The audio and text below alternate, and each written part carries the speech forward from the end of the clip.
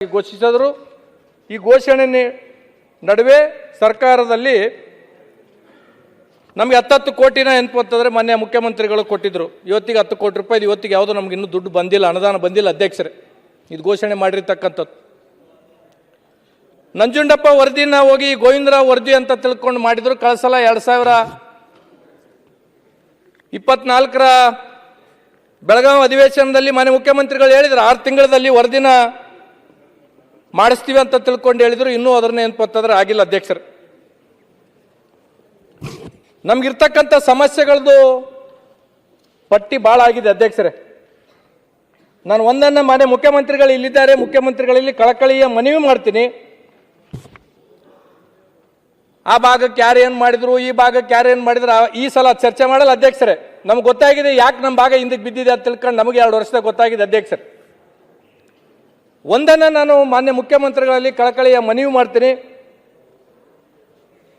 ಒಂದು 5 ವರ್ಷ ಅಥವಾ 2 ವರ್ಷ ಇರ್ತಕ್ಕಂಥ ಅವಧಿಯಲ್ಲಿ 4 ಲಕ್ಷ ಕೋಟಿ ಬಜೆಟ್ ಅನ್ನ ಮಂಡಿಸ್ತಕ್ಕಂಥ ಸರ್ಕಾರದಲ್ಲಿ ಒಂದು ಅರ್ಧ ಭಾಗ, ಒಂದು 2 ಲಕ್ಷನೋ 1.5 ಲಕ್ಷನೋ 2 ಲಕ್ಷ ಕೋಟಿ ಅಷ್ಟು ಅಂತಂದ್ರೆ ಉತ್ತರ ಕರ್ನಾಟಕ ಒಂದು 5 ವರ್ಷ.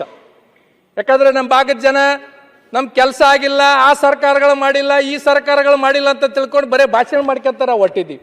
ಒಂದು ಸಲ ಮುಖ್ಯಮಂತ್ರಿಗಳು ಈ ಸರ್ಕಾರ ಒಂದು ಪ್ರತ್ಯೇಕ ಬಜೆಟ್ ಉತ್ತರ ಕರ್ನಾಟಕಕ್ಕಾಗಿ ಈ ಸಲ ಅದನ್ನ ಮಾಡಬೇಕು.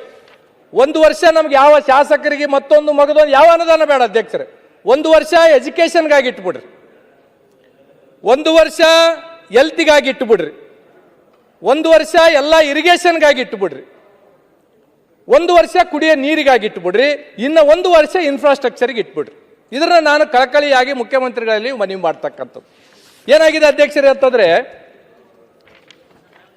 ಈಗ ಎಜುಕೇಷನ್ಗೆ ಬರ್ತೀವಿ ಅಧ್ಯಕ್ಷರು. KPS ಶಾಲೆಗಳನ್ನು ಮಾಡಿರ್ತಕ್ಕಂಥದ್ದು ಸರ್ಕಾರ ನಾವು ಸ್ವಾಗತ ಮಾಡ್ತೀವಿ. ಅಲ್ಲಿ ಇಂಗ್ಲಿಷ್ ಟೀಚರ್ಸ್ ಬೇಕು ಅಧ್ಯಕ್ಷರೇ. ಕನ್ನಡ ಟೀಚರ್ಸ್ ಹೋಗಿ KPS ಶಾಲೆಗೆ ತಗೊಂಡ್ರೆ ಹೆಂಗಾಗುತ್ತೆ? ಈಗ ಇನ್ನೊಂದೇನಾಗಿದೆ ಅಧ್ಯಕ್ಷರೇ ಅಂದ್ರೆ, ಮಾನ್ಯ ಶಿಕ್ಷಣ ಸಚಿವರು ಒಂದು 78 ಸ್ಟೇಟ್ಮೆಂಟ್ ಇದೆ ಅಧ್ಯಕ್ಷರು, ತಗೊಂಡ್ಬಂದಿದ್ದೀನಿ.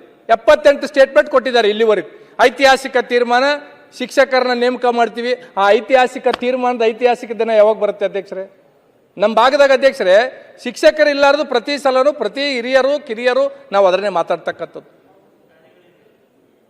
ಅನೇಕ ಸಲ ನಾವು ಹೇಳಿರ್ತಕ್ಕಂಥದ್ದು, ಶಾಲೆ ಕಟ್ಕೊಂಡಿವಿ ಮಾಸ್ತರ್ದಾರಿಲ್ಲ, ದವಾಖಾನೆ ಕಟ್ಕೊಂಡಿವಿ ಡಾಕ್ಟರ್ದಾರಿಲ್ಲ. ಇದು ನಮ್ಮ ಭಾಗದ ಪರಿಸ್ಥಿತಿ ಅಧ್ಯಕ್ಷ. ಏನಾಗಿದೆ ಅಧ್ಯಕ್ಷರೇ ಅಂದ್ರೆ, ನಮ್ಮಲ್ಲಿ ಶಿಕ್ಷಣದ ಬಗ್ಗೆ ಹೆಚ್ಚು ಅರಿವಿಲ್ಲ. ಅರಿವು ಮೂಡಿಸ್ತಕ್ಕಂಥ ಕೆಲಸ ಶಿಕ್ಷಣ ಇಲಾಖೆಯಿಂದ ಆಗಬೇಕಾಗಿತ್ತು. ಇವತ್ತು ಎಷ್ಟೋ ಜನ ಮಕ್ಕಳು ಏನಪ್ಪಂತಂದ್ರೆ, ನಮ್ಮಲ್ಲಿ 5ನೇದು 6ನೇದು ಓದ್ತಕ್ಕಂಥ ಶಾಲೆಗೆ ಓದ್ತಕ್ಕಂಥ ಮಕ್ಕಳು ಏನಪ್ಪಂದ್ರೆ ಲೇಬರ್ ಕೆಲಸಕ್ಕೆ ಹೋಗ್ತಾರ. ಲೇಬರ್ ಡಿಪಾರ್ಟ್ಮೆಂಟ್ದವ್ರು ಇವತ್ತಿಗೂ ಯಾದಗಿರಿ ಜಿಲ್ಲೆದಾಗ ಒಂದು ಏನಪ್ಪಂತಂದ್ರೆ FIR ಮಾಡಿಲ್ಲ. ನಮ್ಮ ಭಾಗದಾಗ ಅಂತ ಒಂದು ಅವೇರ್ನೆಸ್ ಕಾರ್ಯಕ್ರಮವನ್ನು ಮಾಡಬೇಕಾಗಿತ್ತು ಅಧ್ಯಕ್ಷರು.